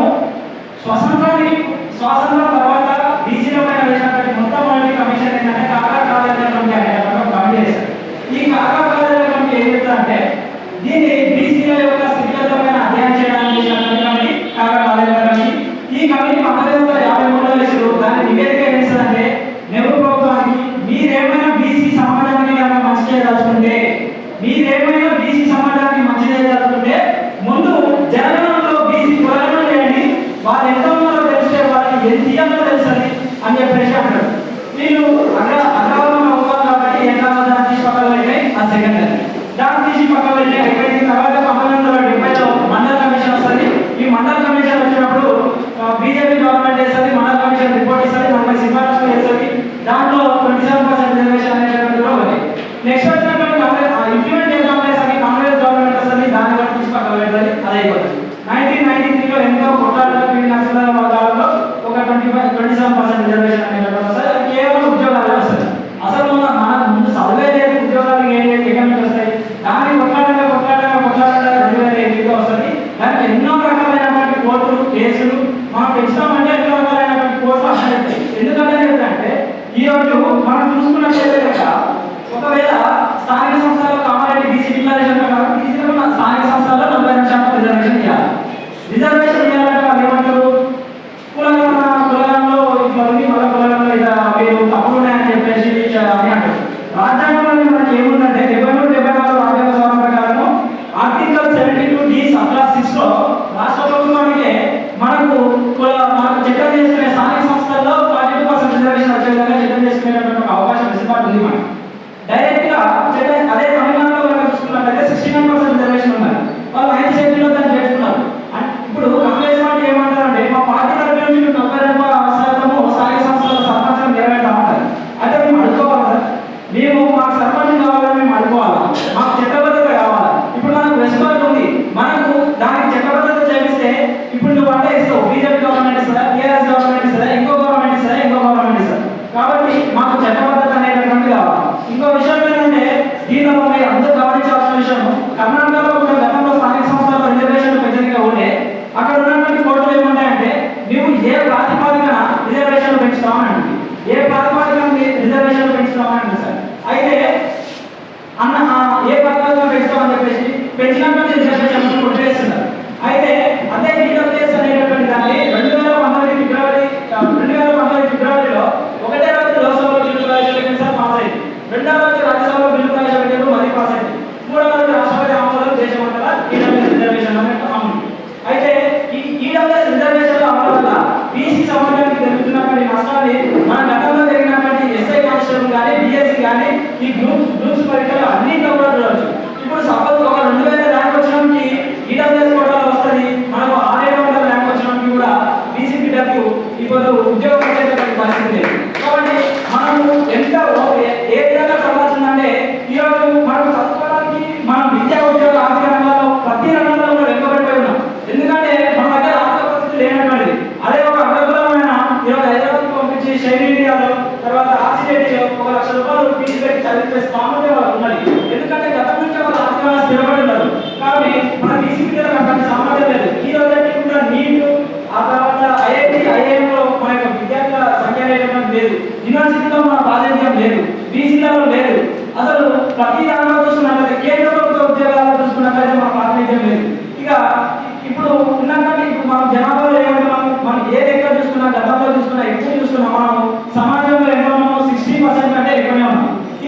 60% కంటే ఎక్కువ ఉన్నటువంటి మనము సర్పంచ్లు ఎంతమంది ఉన్నాము, వార్డు మెంబర్లు ఎంతమంది ఉన్నాము, ఎంపీటీసీలు ఎంతమంది ఉన్నాము, జెడ్పీటీసీలు ఎంతమంది ఉన్నాము, కార్పొరేటర్లు ఎంతమంది ఉన్నాము. ఇప్పుడు 119 నియోజకవర్గాలలో కేవలం బీసీ శాసనసభ్యులు ఎంతమంది? 119 నియోజకవర్గాల్లో కేవలం ఒక 20 లక్షల జనాభా కంటే తక్కువనే ఉన్నది. వారు 40 నుంచి 43 మంది ఎంపీలు ఉన్నారు. బెలగలు 10 లక్షల కంటే తక్కువనే ఉన్నారు. వారు 10 మంది ఎమ్మెల్యేలు ఉన్నారు. గుజరాత్లో సంఖ్య 52 లక్షలు ఉంటే కేవలం ఒకే ఒక గుజరాత్ ఉన్నాడు. గుజరాత్ సామాజిక వర్గం నుంచి ప్రాతినిధ్యం వహించడానికి 52 లక్షల నుంచి కేవలం ఒకే ఒక శాసనసభ్యుడు మాత్రమే ఉన్నాడు. ఇప్పుడు వీళ్ళు సామాజికంగా అని చెప్పేసి అంటున్నారు, బీసీలకు పెద్దపీట వేస్తామంటున్నారు, కులాలను చేస్తామంటున్నారు, రిజర్వేషన్ ఇస్తామంటున్నారు. ఇప్పుడు ఉన్నటువంటి ఏదైతే గుజరాత్లో బీసీ మీద ఏదైతే ఉన్నారో మంత్రి పదవి వేయడానికి కూడా ఎన్నుకోవాలి. అయితే మనం పరిస్థితిని అర్థం చేసుకోవాలి. వాళ్ళు ఇస్తారు చేస్తారు అనేటటువంటి మొత్తం వాళ్ళు ఇయ్యరు. ఎందుకంటే గత 70 నుంచి 80 సంవత్సరాలుగా వాళ్ళు రాజ్యాధికారం అనుభవించారు, ఇంకా అనుభవించాలనేటువంటి ఆశయం ఉంటుంది. కానీ ఈ బడుగు అనేటువంటి విధాలకు మనం రాజ్యాధికారం ఇస్తే మన పరిస్థితి ఎట్లా ఉంటుంది? ఇప్పుడు మన లెక్క తక్కువ చేసి చూపెట్టాం. గతంలో టీఆర్ఎస్ ప్రభుత్వం చేసినటువంటి వాళ్ళ యొక్క సమగ్ర కుటుంబ సర్వేలో మన బీసీల యొక్క శాతం ఎంత అంటే 52% ఉంది. మన దేశంలోని కాంగ్రెస్ ప్రకారం 46.2% మాత్రమే ఉంది. అయితే మరి ఇంకా ఎందుకు తగ్గించారు అంటే ఈడబ్ల్యూఎస్ రిజర్వేషన్ అనేటువంటి 10% తెచ్చుకున్నారు. వీళ్ళని ఎంత పెంచారు? 8% నుంచి 15% ఒకటేసారి పెంచారు. మరి 8% కంటే తక్కువ ఉన్నటువంటి వాళ్ళు అందులో ఎకనామికల్ గా వీక్ గా ఉన్నటువంటి 2-3% కి మీరు 10% రిజర్వేషన్ ఎట్లా ఇస్తారని అడుగుతారు. అదేవిధంగా 119 నియోజకవర్గాలలో సగానికి పైగా ఎక్కువ ఉన్నటువంటి వాళ్ళు కేవలం 19 మందే ఉంటే మనము కనీసం 10 లక్షల్లో లేకుండా 40-50 మంది ఉంటే వీళ్ళకి ప్రశ్నించేటటువంటి తత్వం వస్తుంది, వీళ్ళకి ఆలోచించేటటువంటి ఒక తత్వం వస్తుంది. వీళ్ళందరూ రాజ్యం పైన తిరగబడతారు, మన కుర్చీలను లాక్కుంటారు, మన పీఠాలు అనేటటువంటి అదుంటాయి అని చెప్పేసి వీళ్ళు దాన్ని తగ్గించేటటువంటి ప్రయత్నం చేస్తూ ఉన్నారు. ఆ రోజు రాహుల్ గాంధీ కూడా కాశ్మీర్ నుంచి కన్యాకుమారి వరకు భారత్ జోడో యాత్ర చేస్తున్నటువంటి క్రమంలో చెప్పింది కాబట్టి చేస్తున్నారు, కానీ లేదంటే వీళ్ళకి మనకి ఎలాంటి ప్రేమ లేదని చెప్పేసి స్పష్టం చేస్తున్నా. అదేవిధంగా అలా చేసే వాళ్ళైతే మనకు ఆల్రెడీ ఎవరి నమ్మకంలో మనకు ఇక్కడ అసెంబ్లీలోనే బిల్లు ప్రవేశపెట్టి అందరూ మద్దతుతోన ఇప్పుడు ఈ బిల్లు కూడా ఎవరైతే మద్దతు కనుక ఇవ్వాలన్నటువంటి వాళ్ళు ఎవరైతే ఉంటారో వాళ్ళు స్పష్టంగా చెప్పాల్సినటువంటి అంశం ఏంటంటే బీసీలో ఓటు మాకు వద్దని చెప్పాలి. అట్లా చెప్పాలి దమ్మున్నటువంటి ఎవరైనా ఉంటేనే ఆ బిల్లు ఓటేయకుండా ఉండాలి, లేదంటే ఖచ్చితంగా దానికి మద్దతు ఇవ్వగలగాలి. ఈ రోజు ఇప్పటివరకు ఏ పార్టీ గెలిచిందన్నా అది బీసీలో ఓటర్లే. ప్రతి పార్టీ వెనుక బీసీలు ఉన్నారు, కానీ రానున్నటువంటి రోజుల్లో బీసీల వెనుక పార్టీలు ఉండాలి, పార్టీల వెనుక బీసీలు ఉండాలని కాదు, బీసీల వెనుకనే పార్టీలు ఉండాలి. ఈ విధంగా మనలో కూడా చైతన్యం కావాలి.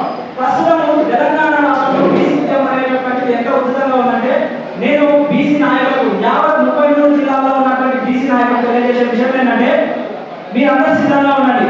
రేపు రానున్నటువంటి స్థానిక సంస్థ ఎన్నికల్లో ఎమ్మెల్యేలుగా, సర్పంచులుగా, ఎంపీటీసీలుగా, జెడ్పీటీసీలుగా వార్డు మెంబర్లుగా ప్రతి ఒక్క స్థాయిలో పోటీ చేయండి. బీసీ ఉద్యమం అనేటటువంటి ఉచితమైనది. తెలంగాణ రాష్ట్రంలో బీసీ ఉద్యమం అనేటటువంటి ఉచితమైనది. ఈ ఉద్యమంలో 3 స్థాయిలు ఉన్నాయి. ఫస్ట్ బీసీ భావజాల వ్యాప్తి, తర్వాత రెండవ స్థానంలో ధర్నాలు దీక్షలు చేయడం, మూడవ స్థానంలో రాజకీయ ప్రక్రియ చేయడం. ఇట్లా 3 స్థాయిలు ఉన్నాయి. అయితే బీసీ భావజాల వ్యాప్తిలో భాగంగా మన చిరంజీవి సార్ అయితేనేమి, మన సూర్యరావు సార్ అయితేనేమి, యూనివర్సిటీ విద్యార్థులుగా మేము, ఆ తర్వాత శివముద్రాజమ్మ కానీ, కిరణ్ కానీ, సెంట్రల్ యూనివర్సిటీ నుంచి ఇట్లా చాలా మంది యువకులు గ్రామాల్లోకి వెళ్ళి బీసీ యొక్క భావజాలాన్ని, బీసీలపై జరుగుతున్నటువంటి అన్యాయాలను, మనం ఇన్ని సంవత్సరాలు కోల్పోతున్నటువంటి విషయాలు అన్నింటినీ కూడా కూలంకుషంగా చెప్పే ప్రయత్నం చేస్తున్నారు. కాబట్టి బీసీ భావజాల వ్యాప్తి అనేటటువంటి నెమ్మదిగా ప్రజల్లోకి వెళ్తా ఉన్నది. అగ్రకులాలు ఏమనుకుంటున్నారు అంటే ఇంకా చైతన్యం రావట్లేదు అని అనుకుంటున్నారు. మీరు యావత్ బీసీ సమాజానికి తెలియజేయాలంటే మీరు రాజ్యాన్ని అనుకోవడానికి సిద్ధంగా ఉన్నది. ఇక రెండో విషయం ఏంటంటే ధర్నాలు దీక్షలు. మేము యూనివర్సిటీ కేంద్రంగా నేను పాలమూరు యూనివర్సిటీ విద్యార్థి సంఘం అధ్యక్షుడిగా పనిచేస్తా ఉన్నాను. బీసీ ప్రోగ్రాం కోసం గతంలో నిరాహార దీక్షలు చేసాం, ధర్నాలు చేసాం, ప్రస్తుతం చేస్తూనే ఉన్నాం. ఇటువంటి ధర్నాలు ఇప్పుడు ఎందుకు అదే బీఆర్ఎస్ పార్టీ నుంచి పవిత్ర బీసీ నినాదాన్ని ఎత్తుకొని హైదరాబాద్ ధర్నాలు చేసింది. దాన్ని స్వాగతిగా మన కోసం చేసేటువంటి ప్రతి ఒక్కరిని స్వాగతిగా, కానీ మనం ఉండాల్సింది ఒక వ్యక్తి అంటే కాదు, ఒక బాధమైన బీసీ బాధమైన వ్యక్తి అయితేనేమో పార్టీలు మారేటటువంటి అవకాశం ఉంది. అదే బాధ అయితేనేమో నువ్వు చనిపోయిన వరకు మన హక్కుల కోసం మాట్లాడుకోవడానికి దమ్ములేదు. కాబట్టి మనం ఉండాల్సింది ఒక బాధమైన ఒక వ్యక్తి అంటే కాదు. ఇక మూడవ విషయానికి వస్తే రాజకీయ ప్రక్రియ చేయడానికి ఆర్ కృష్ణ కానీ, వాకి శ్రీహరి కానీ, ఆ తర్వాత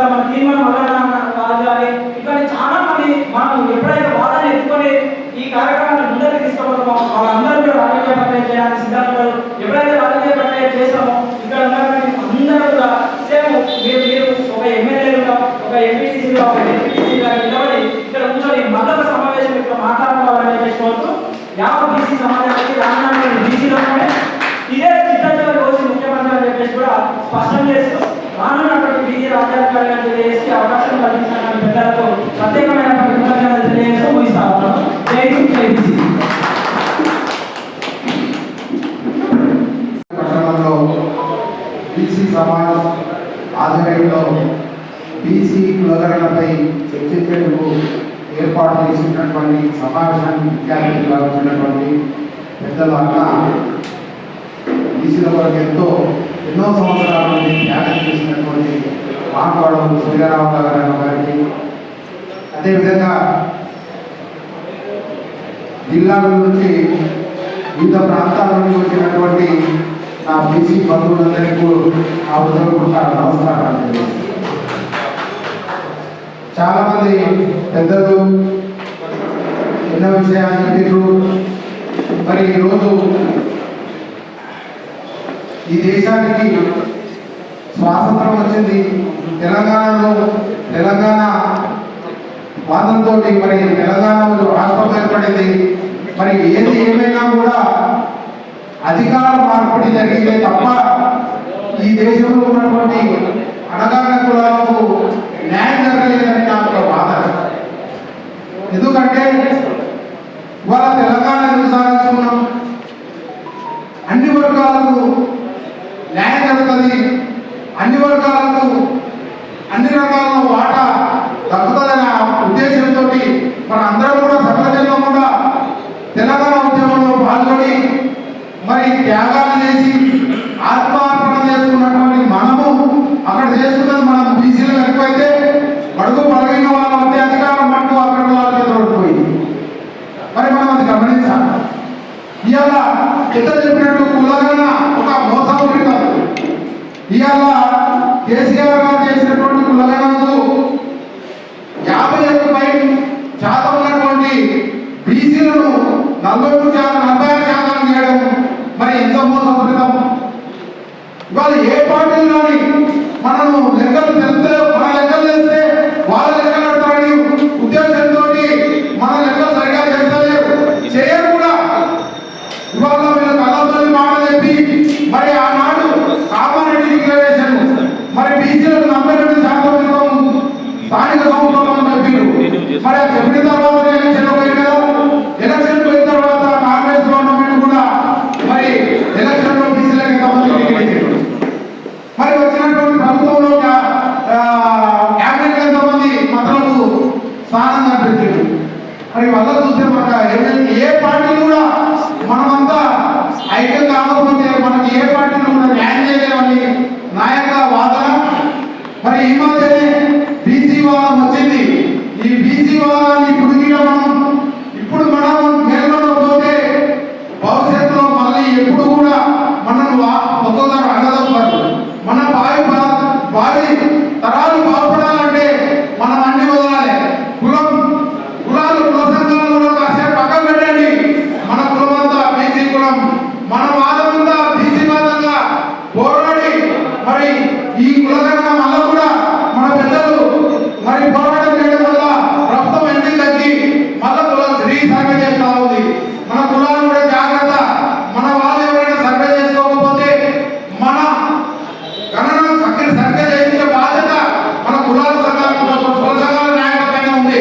మీరంతా కూడా ఈ రోజుల్లో ఈ టైం లోపల మన కులాలకు సంబంధించినటువంటి గణన సరిగా లేకపోతే ఎవరైతే ఆ బీసీ కులగణనలో లేరో వాళ్ళంతా చేపించే బాధ్యత మన అందరూ తీసుకోవాలి. అదేవిధంగా ఇప్పుడు ప్రతి ఒక్కరం కూడా మనమంతా బీసీ వాదంతో ఉండాలి. నేను నా పేరు అసలు వెంకటస్వామి, నేను ఒకటే సంఘ నాయకుడిని. నేను ఉమ్మడి జిల్లా అధ్యక్షుడిగా జిల్లా రాష్ట్ర ప్రధాన కార్యదర్శిగా పనిచేస్తాను. నేను ఆర్టీసీలో పనిచేస్తూ ఈ మధ్యనే రిటైర్డ్ అయ్యాను. రిటైర్డ్ అయ్యి నా సొంత గ్రామంలో ఉన్నా.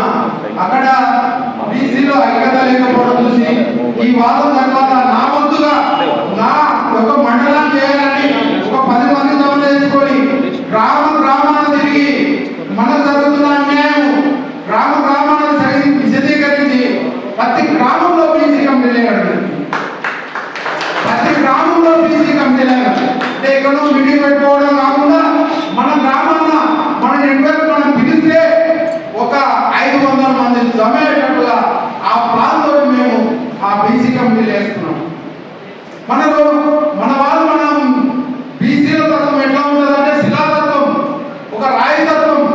అంత తొందరగా కాదు.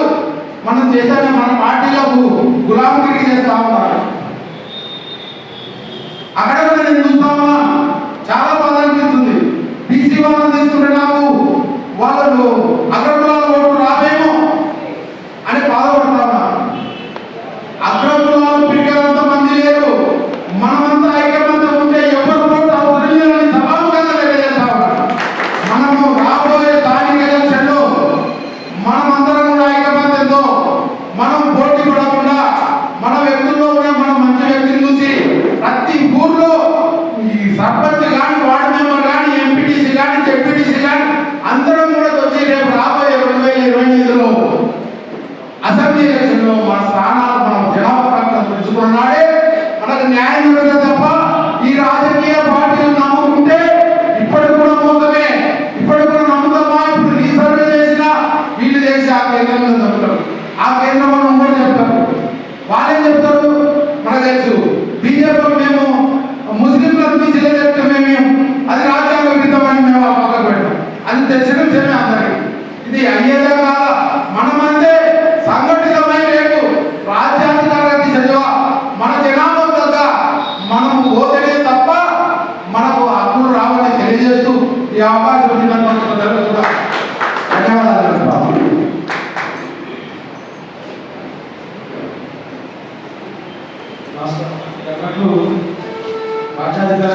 బీసీ ఐక్యత ఏ అవసరము పునర్పించే ఏమైతే ఉందో ప్రతి ఒక్కరు ఇప్పుడు గతంలో ఈ 30 ఏళ్ళ క్రితం పోతే ఆఫ్టర్ తెలంగాణ ఏర్పడిన తర్వాత ప్రతి కుల సంఘాలు సంఘటితమవుతున్నాయి. అవునా కదా సంఘాలు? ప్రతి కులం మనం ఎందుకు ఏర్పరచుకోవడం సంఘటన గతంలో మన కుల భావాలను ఎందుకు కావాలనుకుంటాం. మరి మన కుల ఐక్యతలో మనకున్నంత శ్రద్ధ, మనకున్నంత ప్రతిష్టత, మన కుల పీడకి అన్యాయం జరిగితే 10 మంది పోయి కొట్లాడుతా ఉన్నాం. ఒక్కడు కొట్లాడితే జరగదు న్యాయం. మన అందరం మా ఊళ్ళలో ఉన్న 15-20 కులాలు మన బీసీ కులాలు కావాలి. బీసీ అందరం ఐక్యత కావాలి. నీ కులం కోసం నీ ఏ విధంగా పాటుపడుతున్నావో రేపు రాబోయే కాలంలో అందరం కూడా కలవాల్సిన అవసరం ఉంది. ఇక్కడ ఆ కులము ఈ కులం కాదు, మన అందరము ఒకటే కులం బీసీ కులం అని నిర్ధారించుకోవాలని చెప్తున్నా.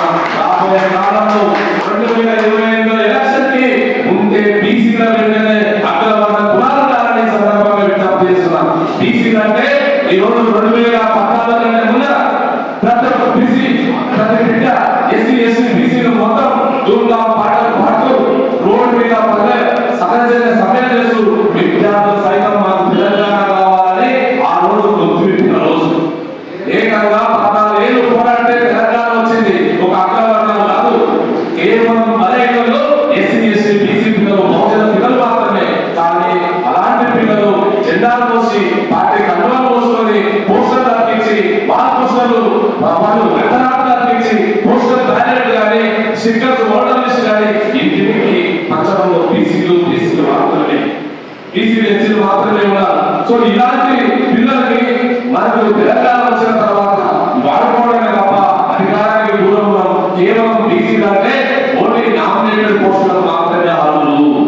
ఆ నామినేటెడ్ పోస్టులకు కూడా అయ్యా ఒకరోజు వస్తుందంటే ఆ ఒకరోజు ఏం కాదు. ఆ నామినేటెడ్ పోస్ట్ కోసం అధికార పార్టీలో 5 ఏళ్ళు చేతులు కట్టుకునే మనం తిరగాల్సి వస్తుంది. కాదు అభిపోతాయి. అయినా ఎలక్షన్ మనం నోడ్చుకోకపోయినా మన అధికార పార్టీలో నామినేటెడ్ పోస్టులకే ఒక తలపిస్తున్నాం. ఇలాంటి పరిస్థితి మారాలి. బీసీలు రాజాధికారం అయిపోవాలి. బీసీలు రాజపాలన చేస్తారని కావాలి. దీనికి ఉదాహరణ ఛత్రపతి శివాజీ, ఛత్రపతి మహాశివరాజ్ ఈరోజు దేశానికి ఆదర్శం. ఒక బీసీ బిడ్డ తెలంగాణలో ఛత్రపతికి సమకాలీనుడు సర్దార్ సర్వై బాబు గౌడ్ మహారాజ్. మరి తెలంగాణలో సాగరి అయినమ్మ ఆ రోజు తెలంగాణ సాయుధ పోరాటానికి ముందు నడిపింది. దొడ్డి కొండయ్య, ఇలా కొండలక్ష్మణ్ బాపూజీ గారు, ధర్మ భూషణ్ గారు, కామ్రేడ్ రత్నమౌళి ఎంతో మందికి ముందు నాయకత్వం వహించిన వాళ్ళందరూ భారతీయులు. మనందరం ఈరోజు వాళ్ళ వారసత్వాన్ని పులుపుచ్చుకోవాలి. రాబోయే కాలంలో బీసీలని అధికారం చేపట్టాలి.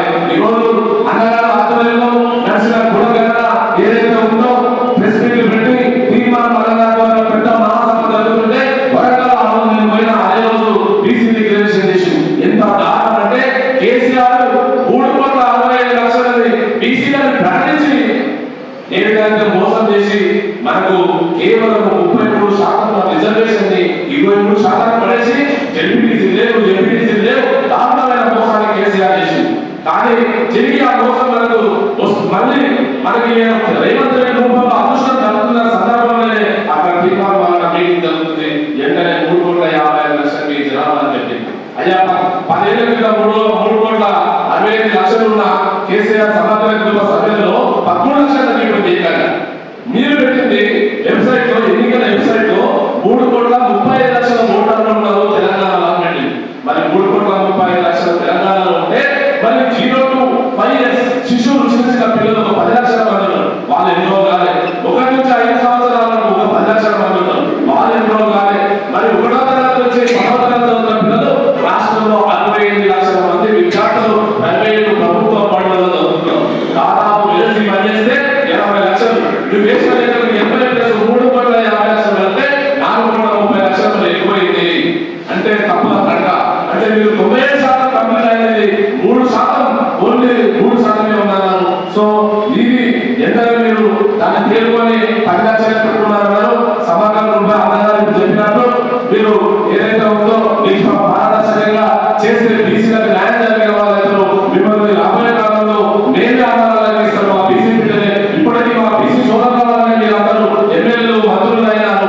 ఇప్పుడు మీరు 42% రిజర్వేషన్ ఇస్తారని చట్టసభలో అన్నారు. దాని అమలు మీ పార్టీలో ఇప్పుడు ఒక 6 మంది మంత్రులకు ఇచ్చి చూపించండి. త్వరలోనే మా బిడ్డ బీసీ బిడ్డలు శ్రీయాలి అన్నారు. వాళ్ళకు మీరు అన్న వాతావరణం ఏదైతే చట్టబద్ధత కల్పించండి. ఇక్కడ చట్టబద్ధత కల్పిస్తే బీజేపీ సోదరులకు మేము విజ్ఞప్తి చేస్తాను. సెంటర్ లో మీరు ఉన్నారు. దాన్ని 50% సేవింగ్ చేసిండ్రు. మీరు ఆ 50% సీలింగ్ చేసి సుప్రీంకోర్టులో చట్టబద్ధత కల్పించాలని సందర్భంగా విజ్ఞప్తి చేస్తున్నాం.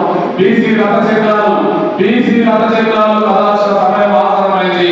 బీసీ ఏ పార్టీ జెండా మోయరు. బీసీ జెండానే బీసీ మోస్తారు. బీసీ పార్టీ రేపు రాబోయే కాలంలో ఆవిర్భవిస్తుంది. ఆ బీసీ పార్టీ దాదాపుగా 30 నుంచి 40 సీట్లు గెలిస్తే ఆంధ్రలో పవన్ కళ్యాణ్ ఏదైనా సీట్లు ఎదురైందో రేపు తెలంగాణలో బీసీ సీఎం అయ్యే అవకాశం ఉందని ఈ సందర్భంగా విజ్ఞప్తి చేస్తున్నాం. బీసీ సోదరులు తెలుసుకోవాల్సిన అవసరం ఉంది. అన్నగారి ఆధ్వర్యంలో త్వరలో ఉమ్మడి జిల్లాలో అన్ని తాలూకాలలో అన్ని జిల్లాలలో మన బీసీ సమాజ జిల్లా అధ్యక్షులు ఎందుకంటే క్షేత్రస్థాయిలో ఈ భావజాల వ్యాప్తిని తీసుకెళ్లాలంటే ఫస్ట్ కమిటీలు వేయించాలని నేను ఈ సందర్భంగా విజ్ఞప్తి చేస్తున్నాను. అలాగే ఈ యొక్క బీసీ వాదం బలంగా వెళ్ళాలంటే ధూమ్ధాం లాంటి తెలంగాణ ఉద్యమ సమయంలో ఏదైతే పాటలు పాడి రచనల ద్వారా దేశంలో ధూమ్ధాం చేసిన అలాంటివి కావాలని ఈ యొక్క బీసీ సమాజ్ ఉద్యమంలో బీసీ విద్యార్థులని దీనిలో మనం ఐక్యం చేసుకోవాలి. ఎప్పుడైతే ఇది పిల్లల ద్వారా విద్యార్థుల బోధలో సకల చిన్న సమయంలో సక్సెస్ అయిందంటే తెలంగాణ రావడానికి ప్రధాన కారణం విద్యార్థులు అని చెప్తా ఉన్నాం. విద్యార్థులను భాగస్వామ్యం చేయాలని కోరుతాను. కాలేజీ విద్యార్థులని అందరి విద్యార్థులను భాగస్వామ్యం చేయాలని కోరుతాను. ఈ రోజు మనం ఎంత దారుణమైన పరిస్థితులను సమయంలో వెళ్తుండొచ్చు. 1 నిమిషాలు ముగిస్తాం. గ్రామాలలో జరుగుతున్న ఎంత దారుణమైన పరిస్థితి అంటే నేను రెడ్లకు వ్యతిరేకం కాదు. ఎందుకంటే రెడ్డి సోదరులు కూడా మిమ్మల్ని కడుపులో పెట్టుకుని ఈ రోజు మీకు అధికారం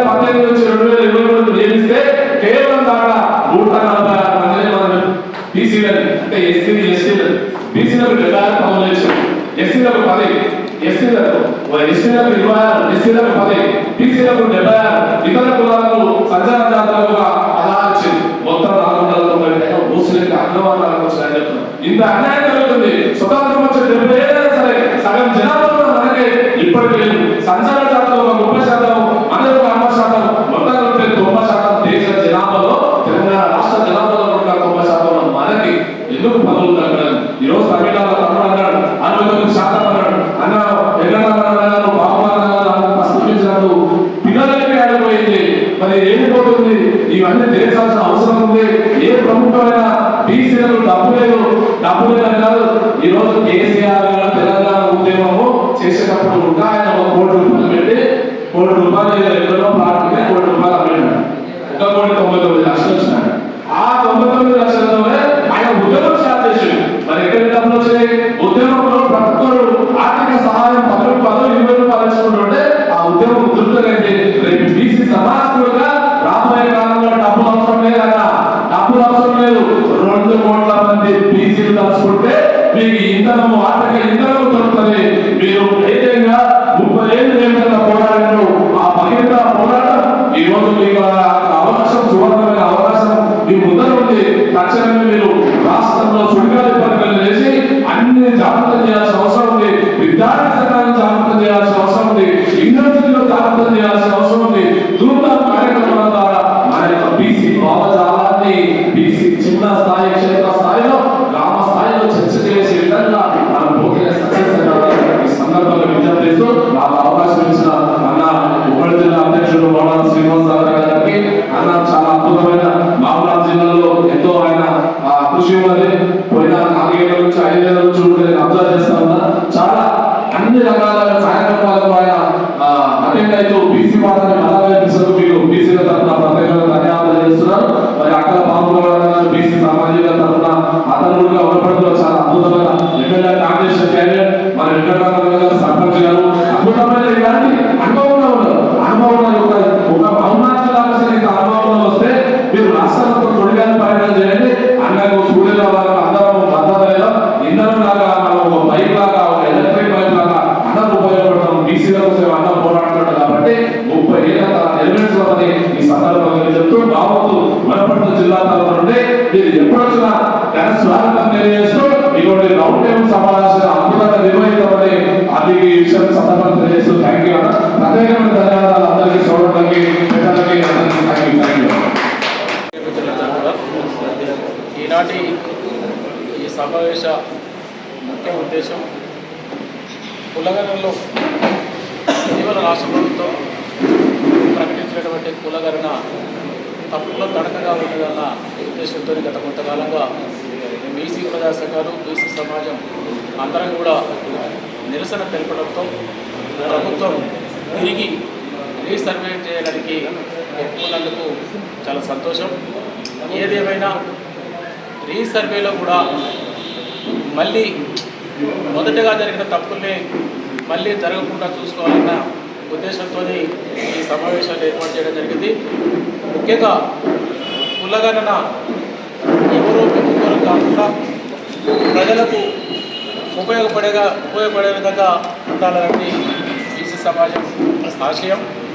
దయచేసి ఈ చరిత్రలో 1931 సంవత్సరానికి ఉన్నంత ప్రాధాన్యత 2025 సంవత్సరానికి ఉంటుంది.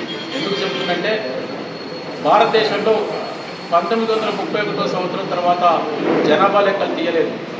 స్వతంత్రం వచ్చిన తర్వాత దాదాపు 7 దశాబ్దాలు గడిచిన తర్వాత అందులో బీహారు, కర్ణాటక రాష్ట్ర ప్రభుత్వాలు తీసినా అవి బయటికి రాలేదు. వచ్చిన కోర్టులలో మగ్గుతున్నాయి కాబట్టి ఫలితాలు బయటికి రాలేదు. కాబట్టి తెలంగాణ ప్రభుత్వం కులగణన 2025 సంవత్సరంలో చేసినది మొక్కుబడిగానే కనపడుతుంది. కాబట్టి అన్ని రాజకీయ పార్టీలు, ప్రజా సంఘాలు, బీసీ సంఘాలు అందరూ కూడా గగ్గోలు పెట్టడంతో 2025 సంవత్సరానికి ప్రాధాన్యత చేకూరుతుంది. కాబట్టి దయచేసి బీసీ సమాజ తరఫున మేము కోరుకునేది ఒకటే, గణన కరెక్ట్గా చేయండి. ఈ సమాజంలో పందులకు లెక్కలున్నాయి, పశువులకు లెక్కలున్నాయి, చిలకలకు లెక్కలున్నాయి, పురులకు లెక్కలున్నాయి, కానీ మనుషులకు లెక్కలు లేకుండా పోయింది. కాబట్టి స్వతంత్రం తెచ్చుకున్నది, తెలంగాణ తెచ్చుకున్నది సామాజిక న్యాయం కొరకు కానీ కేవలం 2-3 కులాల పాలక కులాలకు కాదు. దయచేసి వాళ్ళందరూ కూడా ఆలోచన చేయాలి. ఈ సమాజంలో కులగణన ఉంటేనే సంక్షేమ ఫలాలు కానీ సంపద కానీ అంత్యోదయం జరిగినట్టు, అంటే చివరిలో ఉన్నవాడికి కూడా ఈ సంపద కానీ సంక్షేమ ఫలాలు కానీ అంతే అవకాశం ఉంటుంది. కాబట్టి ఒకటే చెప్తున్నాం, దయచేసి ఈ ప్రభుత్వాలకు కానీ రాజకీయ పార్టీలకు కానీ అందరూ కూడా మేము కోరుకునేది ఏంటంటే దయచేసి ఈ కులగణన ఇప్పటికైనా రీసర్వే కులగణని ఒక పద్ధతి ప్రకారం చేయండి, అందరికి న్యాయం జరిగే విధంగా చేయండి. అంతేకాని మేము ఎవరి కొరకు ఎవరు మెప్పు పొందడం కొరకు మళ్ళీ రీసర్వే చేస్తున్నాం అని నిన్ననే స్టార్ట్ చేసినారు. 16వ తారీఖు నుంచి 28వ తారీఖు వరకు డేట్ పెట్టినారు, కానీ అది క్లారిటీ లేదు, ప్రకటనలు లేవు. ఎట్లా చేయాలి, ఏం చేయాలి కూడా చాలామంది కన్ఫ్యూజన్ ఉన్నారు.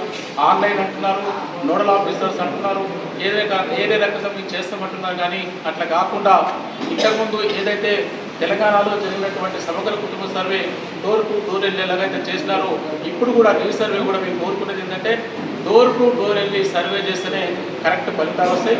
అదర్వైజ్ మళ్ళీ కూడా తప్పుల తడకగా మారే అవకాశం ఉంది. కాబట్టి ఈ ప్రభుత్వాన్ని ఈ వేదిక ద్వారా కోరుకుంటున్నాం, దయచేసి రీసర్వే డోర్ టు డోర్ వెళ్ళి చేయాలి, అప్పుడే అందరికీ న్యాయం జరుగుతుందని ఈ వేదిక ద్వారా మేము కోరుకుంటున్నాం.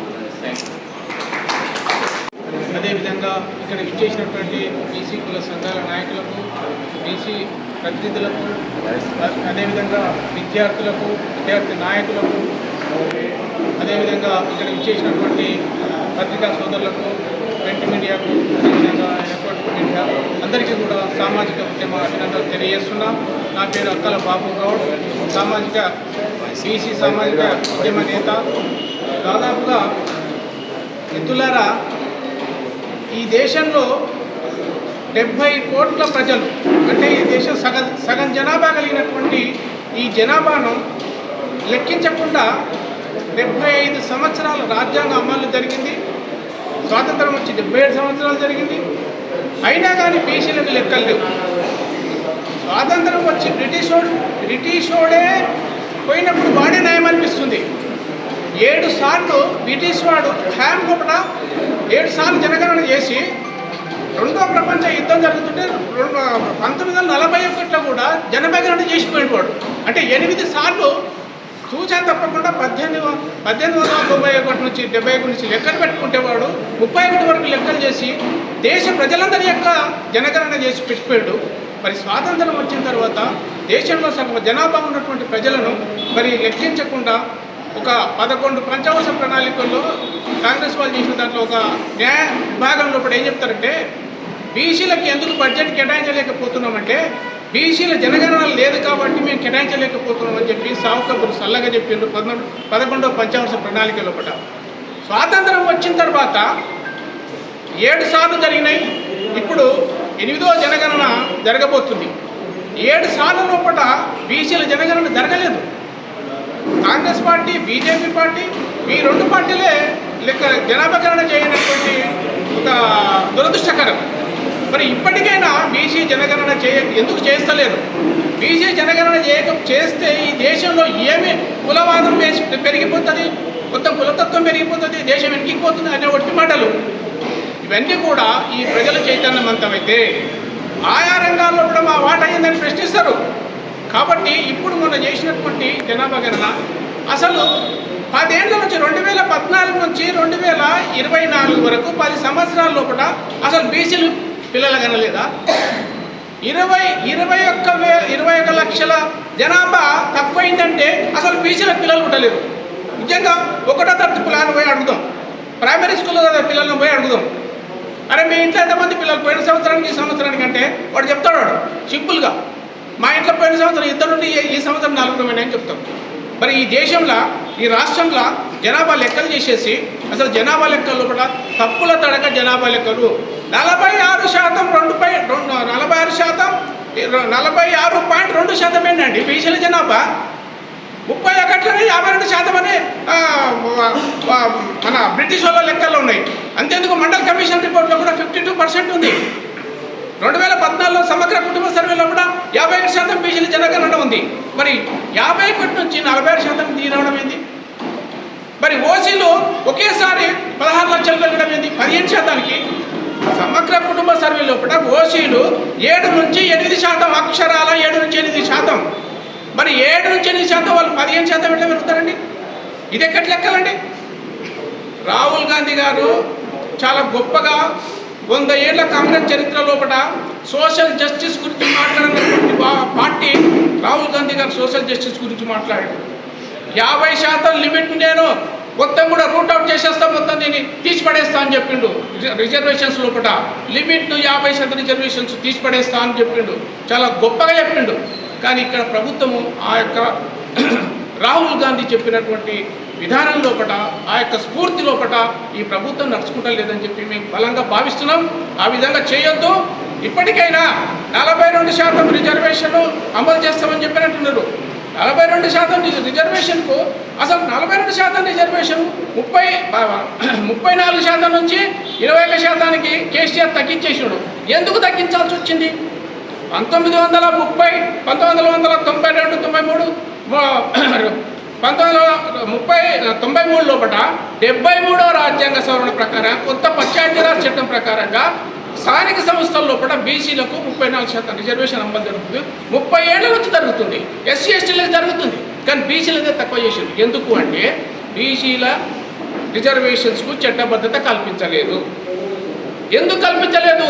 30 ఏళ్ల నుంచి ఏం చేస్తున్నారు మరి? మీకు తెలియదు, వీళ్ళకి తెలియదా? కాబట్టి చట్టబద్ధత లేదు కాబట్టి ఈజీగా కొట్టేసేసాడు. కాబట్టి 42% రిజర్వేషన్స్ ఇక్కడ కాదు, దానికి రాజ్యాంగబద్ధత కల్పించాలి. చట్టసభలో రాజ్యాంగబద్ధత కల్పించాలి. అప్పుడే ఒక అమెండ్మెంట్ చేయాలి.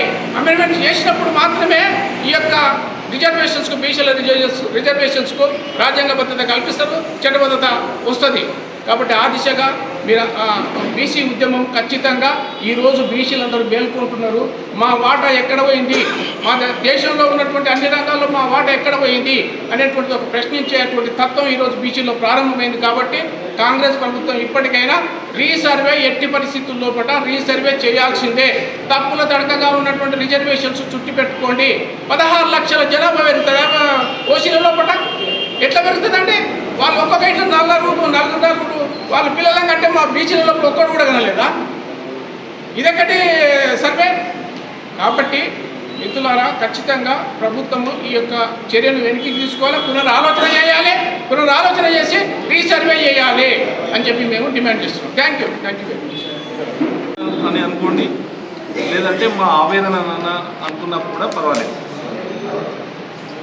కులగణన ఏదైతే ఇవాళ జరుగుతుందో, మనం ఈ దేశంలో మనకు ఉన్నటువంటి మన ఇంట్లో ఉండేటువంటి సమాచారాన్ని ఎవరు కూడా ప్రతిదీ ఎవరు ఇవ్వరు. నువ్వు కులగణన చేయాలనుకున్నప్పుడు ఇంట్లో ఉన్నటువంటి సభ్యులను మాత్రమే నువ్వు సమాచారం తీసుకోవాలి. ఎట్లా అయిపోయింది అంటే ఇవాళ మా సమాజం ఇవాళ ముందుకు రావడం లేదు. వాడు బ్యాంక్ అకౌంట్లో అడుగుతున్నాడు, నీ ఇంట్లో కుక్కలు ఎన్ని ఉన్నాయని అడుగుతున్నాడు, బర్రెలు ఎన్ని ఉన్నాయని అడుగుతున్నాడు. నీ ప్రతి సమాచారం అడిగేసరికి కొంతమంది భయపడిపోయి, నేను ఎందుకొరకు చెప్తున్నానంటే, నేను సర్పంచ్గా చాలా సంవత్సరాల నుంచి నేను పనిచేసినాను. చాలామంది ఈ కులగణనలో పాల్గొనలేదు, గ్రామ స్థాయిలో కూడా పాల్గొనలేదు. ఎందుకొరకు పాల్గొనలేదు అని అంటే, వానికి కారు ఉంటే, లేకుంటే ఒక టీవీ ఉంటేనో, లేకపోతే ఒక బైక్ ఉంటేనో, ఒక రేషన్ కార్డు పోతుందనో, లేకపోతే పెన్షన్ పోతుందనో ఒక భయభ్రాంతులకు గురి చేసే విధంగా నీవేదైతే చాట్ ఇచ్చినావో ఆ చాట్లో ఎన్ని ప్రశ్నలు ఉన్నావో ఆ ప్రశ్నలను తొలగించి కేవలం ఓన్లీ ఈ సమాజం ఎంత ఉంది అనేది మాత్రమే మీరు క్వశ్చన్ చేయండి. దాని మీదనే మాత్రమే మీరు కులగణన చేయాలి. చేస్తే ఆటోమేటిక్ బయటికి వస్తుంది. ఇవాళ ఏం జరుగుతుంది అని అంటే, కులగణనని నువ్వు చేయాలనుకుంటే ఇంకోటి భగీరథ, మిషన్ భగీరథ ప్రతి ఇంటింటికి నల్ల ఇచ్చినప్పుడు ఇంట్లో ఎంతమంది సభ్యులు ఉంటే ఆ సభ్యుల ప్రకారంగానే నల్లలు ఇచ్చేది సార్. అయితే దానికి కాకుండా ప్రతిదీ ఒక క్యాలిక్యులేషన్గా మన దగ్గర లెక్కలు ఉన్నాయి. నువ్వు డొంక తిరుగుడు నీ మనసులో ఒకటి పెట్టుకొని ఈడబ్ల్యూఎస్ రిజర్వేషన్స్ నిలబడడానికి నేను, ఎందుకంటే అగ్రవర్ణాల వాళ్ళని మేము దూషించడం లేదు. వాళ్ళు కూడా మా దేశ పౌరులు, మా అన్నలు, మా తోటి సహోదరులు. మేము ఎప్పుడు కూడా వాళ్ళని దూషించి మాకు ఏదో చేయాలని కాదు. కానీ ఇవాళ మాకు నష్టం జరుగుతుందనేది ఈ సమాజం గుర్తించింది. ఇవాళ ప్రతిదీ గ్రామ స్థాయిలో ప్రతి కుటుంబంలో చదువుకున్నటువంటి గ్రాడ్యుయేట్స్ అయ్యారు. వాళ్ళకి ఇవాళ ఏ విధంగా నష్టం జరుగుతుందనేది తెలిసిపోయింది. కాబట్టి మీరు ఈ ఆటలు సాగకుండా నేరుగా మాకు జరిగేటువంటి నష్టాన్ని గుర్తించి మాకు ఏదైతే రిజర్వేషన్స్ 42% అని మీరే కామారెడ్డిలో డిక్లరేషన్ ఇచ్చారు. మొట్టమొదటి వ్యక్తిని నేను ఫిబ్రవరి 2 నాడు సర్పంచ్ల యొక్క పదవులు ముగుస్తుంటే స్థానిక ఎలక్షన్లకి వెళ్ళిపోతున్నామని ఒక స్టేట్మెంట్ ఇచ్చారు. ఇచ్చిన వెంబడే ఫస్ట్ సోషల్ మీడియాలో పెట్టినటువంటి వ్యక్తి నేనే. కామారెడ్డిలో మీరు 42% ఏదైతే మీరు స్థానిక సంస్థల్లో బీసీలకు న్యాయం చేస్తామని ఏదైతే మాట ఇచ్చిండ్రో ఆ మాటను నిలబెట్టుకున్న తర్వాతనే మీరు ఎలక్షన్లకు పోవాలని చెప్పి ఈ నినాదం ఎప్పుడైతే బయటకు వచ్చిందో ఆ నుంచి ఈ ఉద్యమం ఉధృతం అయిపోయిన తర్వాత కులరంగన వచ్చింది. దీన్ని ఏ విధంగా ఎదుర్కోవాలని చెప్పి చాటుమాటు అన్ని రకరకాలైనటువంటి కుట్రలు చేసిండ్రు. ఆ కుట్రలలో భాగంగానే ఏదైతే మీరు చాట్ పంపించారో 75 ప్రశ్నలతోన 75 ప్రశ్నలు ఏంది సార్ అనుకుంటే ఇవ్వద్దన్నారా? ప్రభుత్వం కులంగా చేయాలనే ఉన్నదా? ఆల్రెడీ కేసీఆర్ గారు చేసినప్పుడు 51% ఉన్నది. 51% పెరుగుతుంది కానీ తగ్గుతుందా ఎక్కడన్నా? ఈ దేశ జనాభా మనకు స్వతంత్రం వచ్చినప్పుడు ఎంత ఉన్నది?